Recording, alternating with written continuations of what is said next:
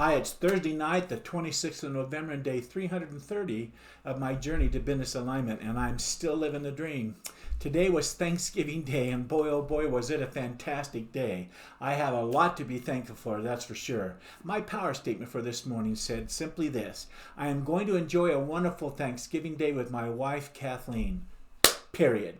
Well, like every other day of the week, I started my morning by getting up early and doing my win the morning, win the day routine. Cold blast of water on my face. I made my bed, all that. Read my win the morning, win the day routine. Did all my exercise, that kind of thing. It made me feel refreshed. I was in tune with myself and wanted to accomplish today all the things I had set in my mind to do, which was to enjoy the day with Kathleen and see my family on dual calls, etc., and enjoy just a fantastic, relaxing Thanksgiving dinner later on. And my wife made me an incredible Thanksgiving dinner, and my brother and I enjoyed it with her. But here's what I had on my to-do list for today. Not very many things. Got them done. I'm going to read those to you. I also wanted to tell you, when I did one of the tasks here, this is what I'm talking about. I got that page done. I got this page done. And I got that page done. It wasn't today, but yesterday and in the evening, I said I was going to go back and reprioritize, and in reprioritizing, that's what I talked about. All those are already done, so fantastic. My most important task for today was to spend the entire day enjoying Thanksgiving Day with my wife, Kathleen, like I said. My fun task today was to watch a couple Hallmark movies with Kathleen on Christmas and Thanksgiving. She loves those. I love that she loves it, so I enjoyed sitting down with her and watching those. And my exciting task for today was to eat Thanksgiving dinner and watch some football. But I have to say that of late, football and basketball has not risen up to the priority that it's been in the past years for me. I don't know, I guess it's all political stuff, whatever, but I just haven't kept up with it. But it was nice to watch a little bit today. I'm watching the New Orleans Saints and Taysom Hill and that kind of thing. I like to go on YouTube and watch that. He's doing really well. I'm pretty excited for him.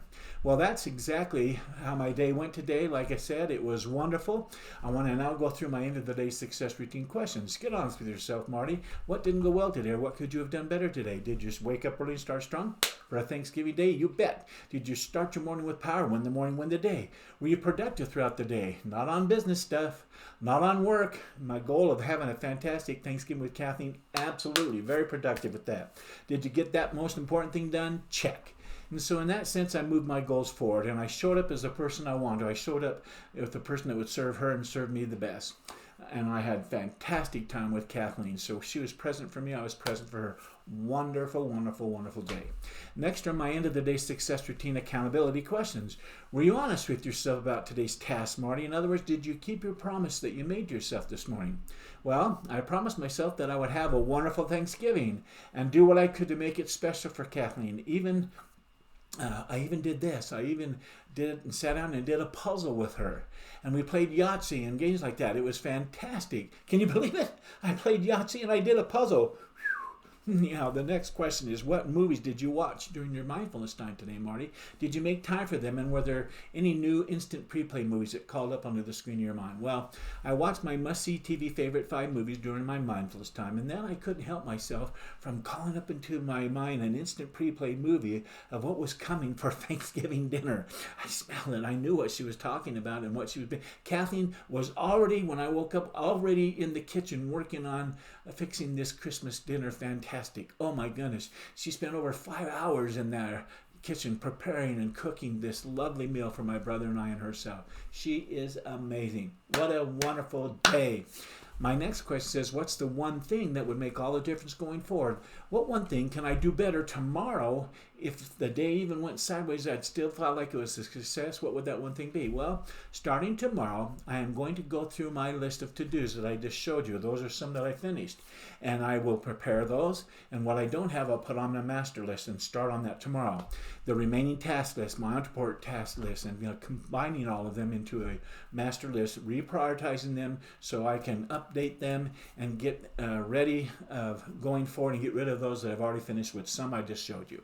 Here's some what I'm talking about. Like I said, I'm going to do the Ontoport task and keep them there because they're the ones that pretty much are left, and all the rest are pretty much done, except there's a few on the master task list, and I'll show those tomorrow.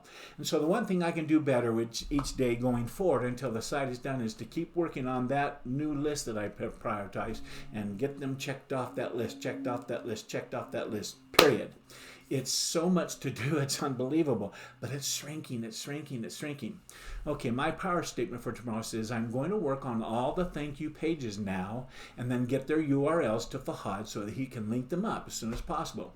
Well, the next question of my end of the day success routine is to ask myself, were there any mistakes or failures that you made today, Marty, that you can turn into a tool of success going forward? Today was almost perfect, I have to tell you. No mistakes, no failures, and no work. It was a wonderful Thanksgiving Day. Kathleen really enjoyed it too, being together. It was fantastic. In fact, she was able to talk to almost every one of that she loves today on dual call and phone calls, and oh my goodness. And I did too, but she is something else. She's someone who really gives her time and has long conversations with people.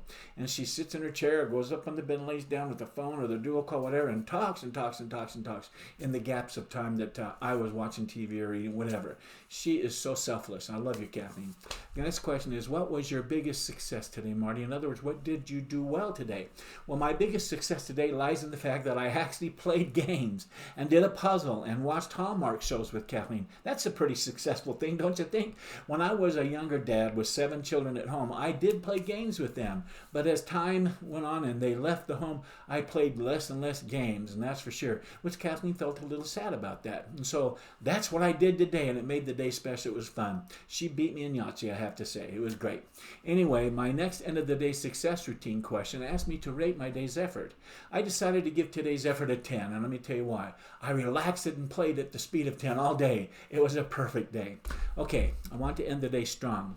Here's what I'm grateful for today. I'm grateful for the principle that says language patterns, our mapping, affect our emotional intensity. For example, let's say you are in a circumstance where you are beginning to feel anger rise up within you. And if you're not careful, the intensity of it will grow stronger and stronger, and you'll explode and you won't like what happens. Then you decide along the way to use a word to replace the angry feelings, like you are feeling peeved, for example. I'm feeling a bit peeved. It is one of those words that even in time like this can bring a smile to your face and to others that you face as well, to their faces. But putting on a new label on one's sensations, like anger, can often be enough to break our pattern of thoughts and truly change our feelings and their intensity. If used over and over again, it can become a habit and even a tool to manage those intensity feelings. So true, so true. These principles lead to the next thing I'm grateful for, the law of feelings management. That's what we're talking about, which simply says by changing habitual vocabulary, we can transform our experience, our feelings, and therefore our experience. I guess we could call it transformational vocabulary, like Tony Robbins does. It's a transformational vocabulary tool. Affirm who you are, your dreams, your hopes, and your successes with 2 of the most powerful words that a person can utter. And here's 2 powerful words. I am. Recognizing yourself. You are powerful.